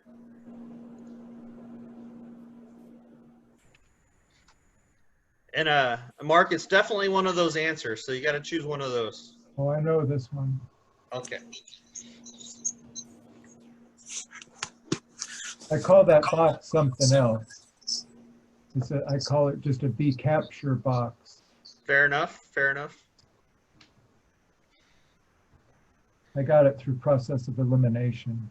All right, looks like the answers are coming a little faster now, so it looks like people maybe got this figured out. So I'll give it just a few more seconds here, and I'll close out the polling, and we'll move on. All right, so I'm in the polling. So a lot of people went with 2, and we'll see what Mark said here in a second. If he got it right. So the answer is, a bee has 5 eyes. So it has these 2 large compound eyes that you're used to seeing. But on top of its head, there's 3 small eyes, or ocelli, which are used to kind of help it judge the intensity of light, and they use it for stability and navigation. So if you look at those large compound eyes, Worker bees have about 6,900 different facets to those eyes, and drones have about 8,600. So there's a lot of them on there. One thing down here at the bottom of this chart, you know, humans kind of see in this range here. Bees see a little bit farther into the ultraviolet, which helps them identify some nectar sources that are more visible in the ultraviolet. And all together, this eyesight, I think it's partly due to all the facets in their compound eyes. Basically, they're said to have the fastest color vision in the world, 5 times faster than human color vision. And what that does allows them to easily distinguish individual flowers when they're flying along about 15 miles an hour. All right. So hopefully everyone's doing pretty well so far. So the next question is, who developed the buckfast bee? So we'll put some choices up here.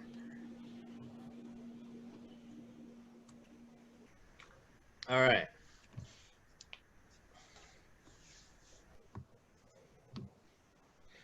So if many of you have a British lore, you'll recognize some of those names. Ron Weasley, I think probably most people recognize. Boudica is famous from British history. A few others on there. Looks like everybody knows this one.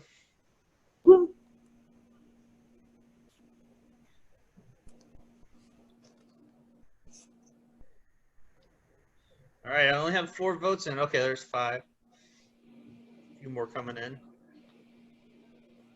If I could vote, I would vote for Ron Weasley. Yeah. There was 1 vote for Ron Weasley, but then somebody changed it to something else, so I'm not sure. All right, so I'm going to cut that off there. So we did get a vote in for Ron Weasley. You swayed the vote. You know, I don't think Ron Weasley invented the buckfast bee, but we'll see. So the Brother Adam was the creator of the buckfast bee. So he was born in Germany as Karl Curley. I'm not sure how you say that. Basically, he got sent off to this Buckfast Abbey in England at a young age, partly due to his poor health, and which I'm not sure that made a lot of sense, because one of the things that the monks were doing at Buckfast Abbey was rebuilding it. So there was a lot of heavy stonework going on there.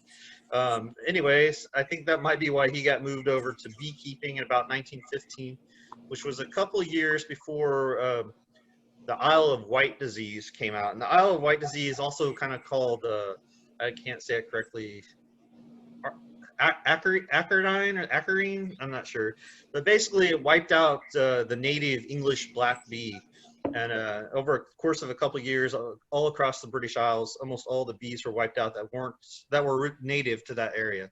So there had been some bees that had been brought over from Italy and a few other places that had been crossed with the British black bee, and those survived. And so I think at Buckfast Abbey, they went down to like two or three hives, just a handful of hives. And they started rebuilding their program from that. After just a few years, Brother Adam became the lead of all the apiaries there. And he began breeding these disease-resistant bees. He traveled all over the world, bringing back genetics to improve the strain of bees. He did that in Dartmoor, which is a really isolated part of England, so there wasn't any crossbreeding from other areas going on there. So Brad was talking about what kind of things he was looking for in the bees he wanted to propagate as part of his Quality Queens program. So in Brother Adam's breeding program, they had 3 big areas, but the primary area that they looked at the fecundity, which is basically brood production, the industry, which is honey production, disease resistance, and then the disinclination to swarm. And then there was a secondary and tertiary areas that had many additional traits listed there. So it was quite a robust program. And you can see in this picture, you see him drinking a glass of mead that was produced there at Buckfast Abbey, which they're quite famous for. All right. So question 5 then is what American beekeeper is credited with discovering bee space?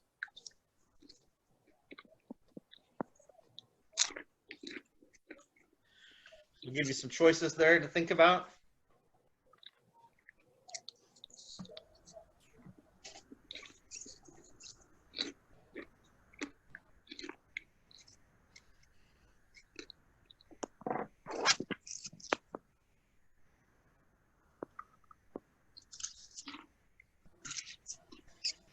This must be an easy one. Everybody's either that or I got everybody fooled. I'm not sure. So everybody chose L.L. Langstroth. So let's see who it was. So yep, it was Reverend Langstroth. He's credited with discovering the idea of bee space and is also considered by many to be the father of American beekeeping. So in 1852, he received a patent for this idea of this movable frame beehive. But the key part of that was that the bee space in between there. So this idea was imitated by a lot of people, but they failed to understand the bee space. And so those designs quickly dropped off, and Langstroth's hive, his measurements and stuff continued till today, really. There were some Europeans that were working on similar concepts at the same time. Then here in the US, there were lots of violations of the patent. Everybody tried to copy it. He went into business with a couple different people to produce these hives, and they all failed miserably or ran into patent violation problems. So it really wasn't a very happy story, except for the fact that now today we have this pretty good hive that we still use 100 years later, so 150 years later or more. All right. So the next question is, what beekeeper published a queen rearing system that included making large quantities of artificial cells, transferring larvae to these cells, and then supporting them in bars hung in the hives?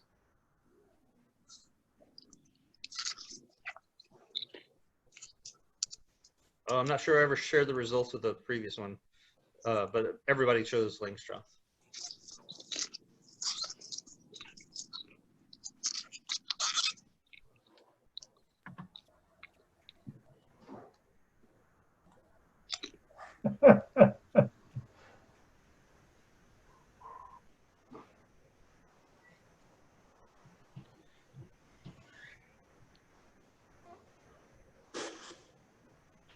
Where's Billy Carter? That's on the one about beer. Oh, maybe I got the wrong Billy Carter. Sorry. Well, you were talking about bars, so maybe Billy Carter is in the bars. All right. So give just a couple more seconds to see if there's any last second votes here. All right. We'll share the results. So we got 1 Jimmy Doolittle, 5 for Gilbert Doolittle, and 2 for Gilbert Sullivan. All right. So let's see.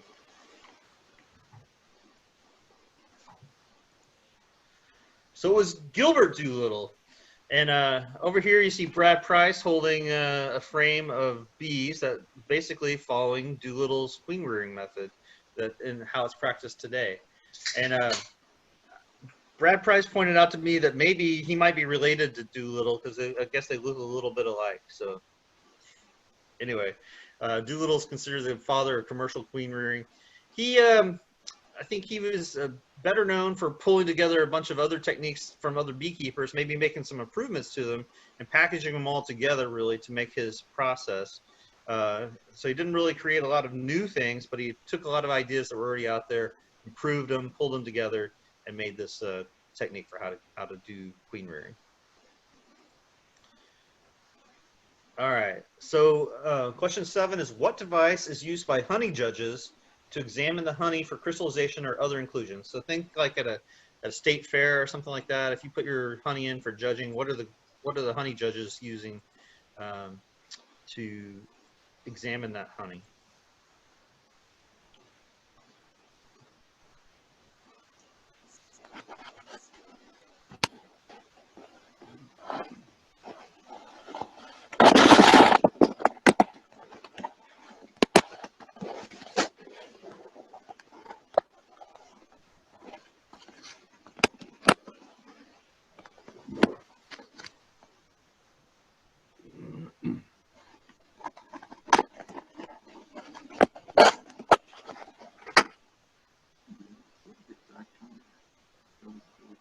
All right, so I'll end it there.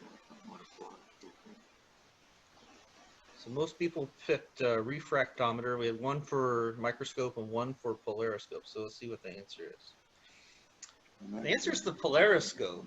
So a refractometer that's used by beekeepers is usually using it to measure the water content in the honey, which honey judges also use refractometers, but they're using it to judge the water content, and basically they're looking to make sure it's below somewhere around 17.8%. Anything really above that, higher water content in honey than that, and the honey could possibly ferment. But if as long as it's below that 17.8 threshold, then honey will last basically forever. They found it in Egyptian pyramids that's still edible today. The idea of this polariscope is it's got polarized lenses that you put in the front and in the back here, and then inside here is a light. And then you turn it on, you can see like all these little bubbles it looks like in this jar of honey, but it could be, those might be crystals. It's a little hard to tell from this picture. Also, if there were problems with the glass, they would see that too. It would show up as kind of wonky lines as you looked at it through the polariscope. So anyway, if you're ever thinking about submitting your honey for honey judging, you might want to try to borrow one of these things or build one of these things, just because a lot of times the honey judges will be using this to look at your stuff as well, just so you better your chances of winning. All right, question 8. So what useful piece of beekeeping equipment is illustrated here? And so if you were around for the May meeting, I talked about this piece of equipment in that presentation then. So let's push out a poll. Whoops, sorry. Hopefully you could see that. Did everybody get a chance to see the picture, I hope? No, No, Okay, hang on. How about now? Let me know if you can see the picture now. you mean where it just says Yep. top view, side view? Yeah, that's an illustration. Yes, I see All right, that. all right. That's what we're asking about.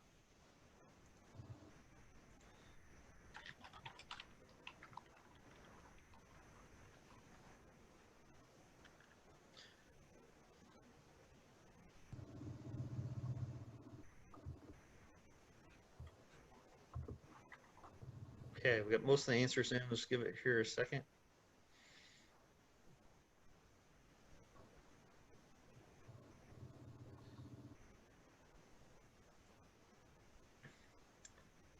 All right, so I'm going to stop the polling there. We'll share the results. So a lot of people went double screen board. Some people went Snellgrove board. So this one's a little trickier. So what we have there is a Snellgrove board, but the Snellgrove board is a special case or special type of double screen board. So what makes it special is these sets of doors that are on the top and bottom on 3 sides. So it definitely is a double screen board, but it's actually extra special. So we're going to call it a Snellgrove board.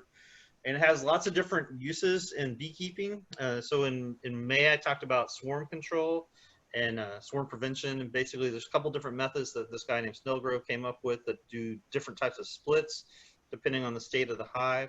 It's useful for recombines. We talked about newspaper combines earlier today. You can use this thing for the same purpose. Basically, you put it in there like you would the newspaper, and eventually you just have to go back and take it out, where the newspaper combine is probably a little bit easier in that regard.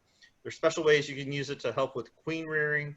And then also, this is really useful for those overwintering small colonies. We talked about using a double screen board and overwintering some of those colonies over winter, because the heat can come up through these this open screen to heat whatever is on the smallest colony that's usually on top of a larger colony down below.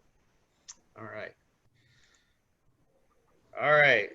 So hopefully everybody can see a picture here. And then the question is, from what element is the bee in this photo suffering? So let me launch the poll there.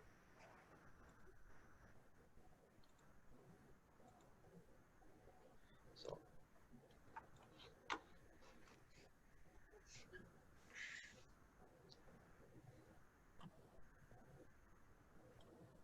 lots of people jumping right on this one. This must be an easy one. Everybody seems to know this one.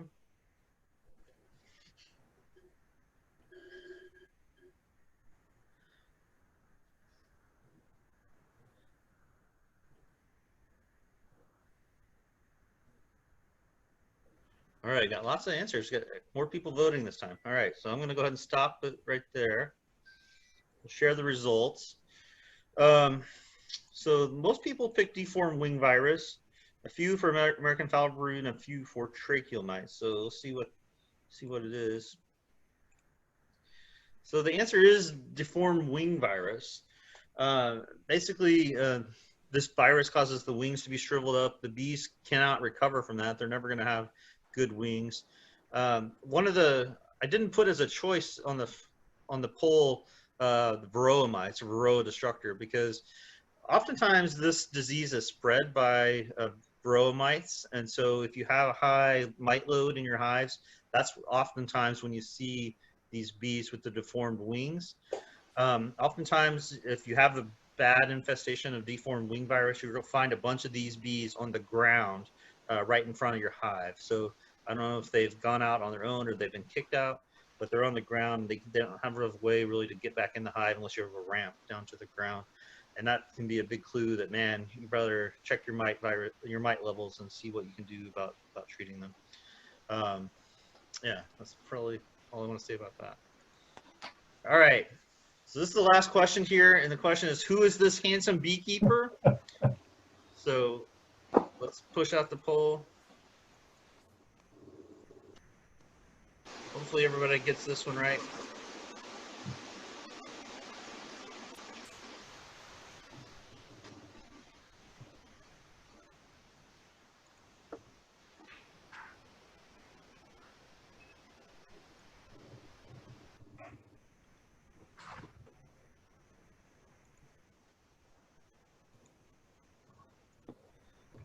All right, we got a bunch of answers in.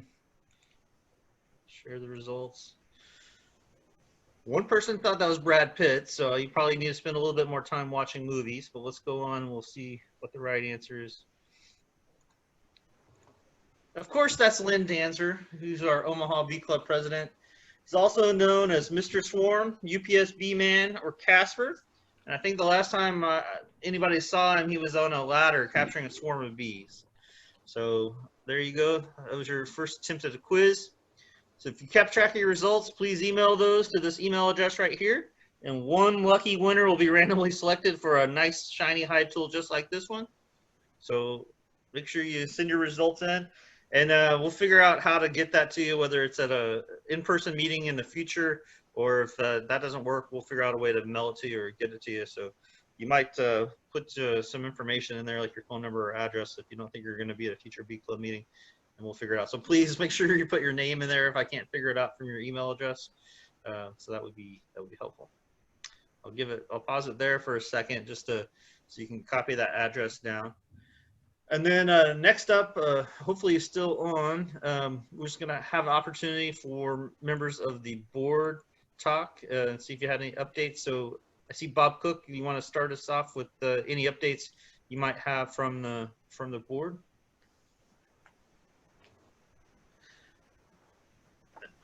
There you go. I can tell you that at the Teaching Bee Yard last Thursday, we had staff from the UNL Bee Lab out at the Bee Yard. We're participating in the USDA APHIS Honeybee Pest and Disease Survey. So this is a national project. They select bee yards. You need to have at least 10 hives of bees. So each state would be involved in the study, hopefully. And they come out and test for a number of different things. They take a wax sample, pollen, and that'll be sent to a lab. They're going to determine the amount of chemicals that they're finding in the wax and in the pollen. They actually capture live bees and they'll ship them to a lab, and they're interested in determining what kinds of viruses and diseases are found.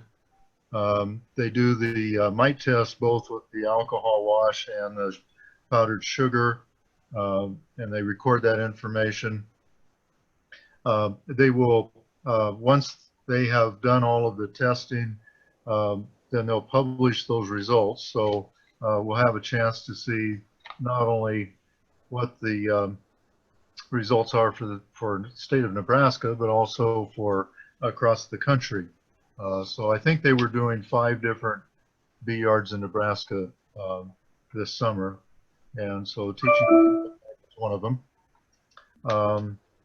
We did not have the teaching bee yard open on Saturday just due to the weather. Hopefully, we'll be able to open it up that first Saturday in August and invite people to come out to the teaching bee yard for that. Other than that, I don't have anything else to report unless there's questions from anyone. Hey, Bob, do you know if they'll provide those results at an individual hive level for mite levels? For the ones that they did the mite tests on? Oh, at our teaching bee yard? Yeah. Yeah, they found, I saw they did 4 hives that I saw that had either no mites or less than 2. They had 1 hive that had more than 9 mites. I know Lynn was planning to treat for mites. I don't know if he got it done on Thursday or if they were going to try and do it yet on Saturday. They were going to use, trying to think what he was going to use for treatment. HopGuard 3. HopGuard 3, which is a newer product. So on the bees in the bee yard looked, I mean, they all looked pretty healthy. Quite a bit of honey to harvest, it looks like. So it was a good day in the bee yard on Thursday, other than that it was kind of hot.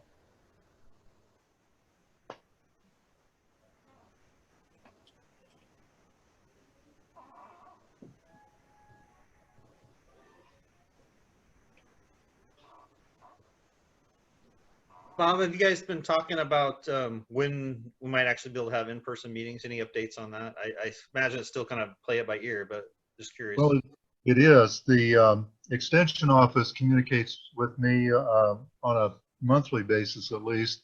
So far, they're not opening up the facility for any outside groups.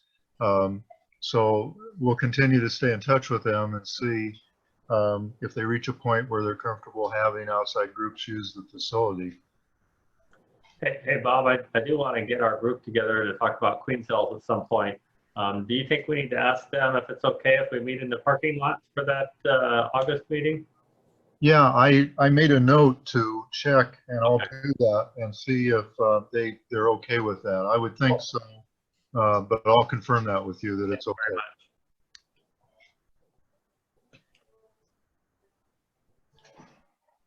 All right. I think, Bob, I think you're our only board member on. I don't know all the members of the board, so I apologize if I'm if there's anybody else that's on the board that want to provide any updates from their particular specialty, that would be great. I didn't see anybody else on our time today. Okay. Nope. Thank you.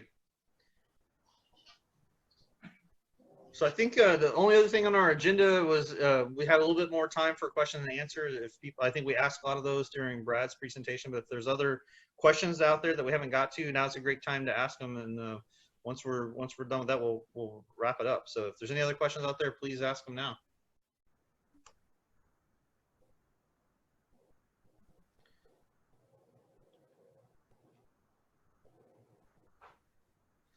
All right, well, send in your results for your survey, your trivia quiz, and we'll see who the lucky winner of the hive tool is.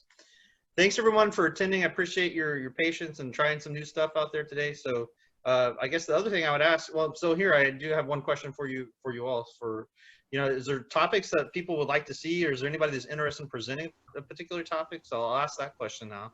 Will we still have a group of folks around? And so the next meeting would be September that we would do this. If we're delivering cells in August, then it would be September that we would have the next meeting. I would assume that if this thing in August with the queen cells is a go, that we'll see some email correspondence or whatever to indicate that. Yeah, hopefully, the week before we were able to verify that we've got something to bring. Okay. Not always a guarantee, but if we do, we'll publish that and location, time, all that kind of stuff. You might include that, just a suggestion, if it's possible, to any traveling with the, with the cell or any of that. Is there something that we need to be aware of prior to getting there and find out we don't have? So No, good point. Yep, absolutely. Yeah, I've got a question. I put out 3 different wax moth traps, and I've only seen wax moths with their wings folded, and all of the moths in the traps have their wings spread out. So I'm not 100% sure if I'm capturing wax moths or some other kind of moth. Any ideas on, are there a lot of wax moths flying around right now? So yes, there are wax moths flying around. I've had a couple of hives that weren't doing so well have a little bit of a problem. My strong hives, zero problem with small hive beetle, zero problem with wax moths. In fact, I was out today and I went through, maybe 20 hives. I did not see a single hive beetle, not to say there aren't any in there, but the numbers are down enough that, they weren't doing the standard racing across the top bars. And then wax moths, I didn't see any wax moths at all. Not to say that they're not there, not to say the eggs aren't in there, but the bees are taking care of them at this point. I'm not familiar with this wax moth trap. I mean, what can you elaborate on that a little bit more?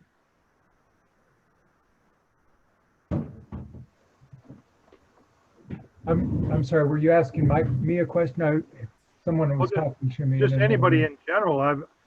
I've not heard of this wax moth trap thing. Can somebody elaborate on that? Or I use a 2-liter pop bottle. I put a hole right where the curve comes down from the top, right below where the curve stops. So on the straight part that goes up and down, size of a quarter. And inside there, I put 1 cup of water, 1 cup of apple cider vinegar. The recipe I have says if you use apple cider vinegar with, they call it the mother, which is just a little bit of particulate matter. Let's see, a cup of sugar and a banana peel. And you just hang that out in your yard or away from your yard if you want to catch them before they get to your apiary. I've got one hanging up in the air, probably 8-7 feet off the ground, and a couple sitting on some bricks about 4 feet off the ground. The one on the bricks are catching more than the one hanging up high so far. So I've never dealt with a wax moth trap, but I've last year, year before, fruit flies were really bad in our area, and I learned to make a trap with the apple cider vinegar for the fruit flies. But the trick I learned, and I think it would work the same with your wax moth trap, is just to add a little bit of dish soap in there. And what happened, the dish soap causes to break the surface tension of the apple cider vinegar, and at least when you're trying to catch fruit flies, the fruit flies can touch the top of that surface and walk away. But if you break that surface tension with the dish soap, they fall right in, they sink to the bottom, and they can't get out. So it might be a good addition to your wax moth trap as well. You can Google up what Mark just talked about, or there's also a post on our Omaha-Bee-Club public Facebook page on May 3rd by Bob Lowry. Has the information detailed too. I've seen another recipe that said use 2 cups of water instead of 1 cup, but I'm doing a little experiment where I put 2 cups in one, and another one recipe mentions fermentation is important, so I put a little yeast in one of the containers. But so far, those factors don't seem to change the trap's effectiveness so far. is there any controversy as to the effectiveness of these guys? I mean, the basis of my question is, there's a nasty critter. It's a Japanese beetle that attacks, different foliage trees and whatnot stuff that I've dealt with for a number of years, and I went ahead and tried the traps that you can obtain for those, and the real controversy is whether they attract more of the beetles to the area than what they do good. Kind of like the old mosquito zapper thing. They pull in just as many, that are in the area, and so the controversy is, do they actually effectively do any good? Oh yeah, technically what Mark said, there was an issue. Okay, so it's not trapping them before they get to your yard. You want to attract them away from your yard. And the reason there's a technical difference there is if you put them away from your yard, that's where you want them, but you don't want any at your yard. Right, okay. So what I heard was hang them in your neighbor's yard. Yeah, neighbor's yard is fine. That's perfectly good. But what I'm saying is if you put one at your yard, you're attracting them to your hives. So you want to make sure that they're all away from your yard to track them away from your hives. And again, it was just a technical thing. Sorry, Mark, I didn't mean to stomp on you there, but That's I just fine. want to make sure people aren't putting an extra one in the yard. You don't want to do that at all.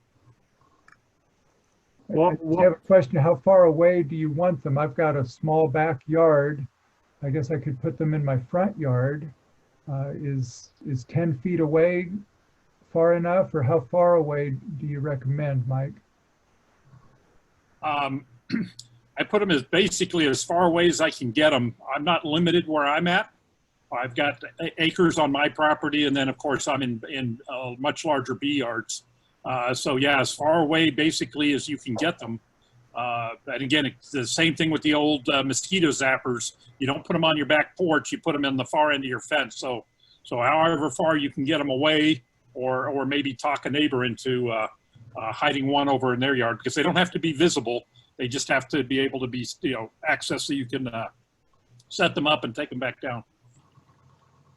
hey, Mike, have you used these wax moth traps? I have in the past. They do work, but again, a strong hive, it just, how much time, again, there's a lot of difference between somebody with 4 hives in their backyard and trying to work 100 hives across 4 or 5 apiaries. So for me, it's not worth the time to try and set those up. Strong hives, and for me, if I lose a hive or 2, not a big deal. For somebody with 4 hives, losing 1 hive is pretty traumatic because it's 25% of their stuff. But again, so it's just, again, if you've got the time to try and do everything, then yes, definitely give it a try to maximize your bees, because again, I can afford to lose a hive. And again, to me, it's just keeping the hive strong.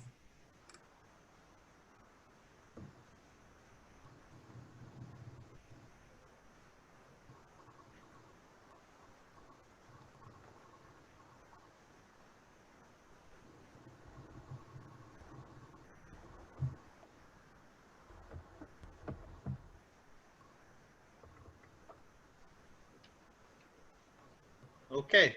Well, if there's no other questions, then I think that wraps up our meeting for today. Again, thanks for your attendance, and look forward to hearing any other ideas that folks want to hear about. I saw one on overwintering. It's something we definitely talked about last year. Unfortunately, I think it was Brad Price that talked about it. I'm tired of hearing from Brad. I don't know about you guys, but anyway, he usually has some good information if we keep him on track. So, all right. Thanks, everyone. And I'll go ahead and do this. Okay, thank you. Oh, I just thought of a question. It's not too late.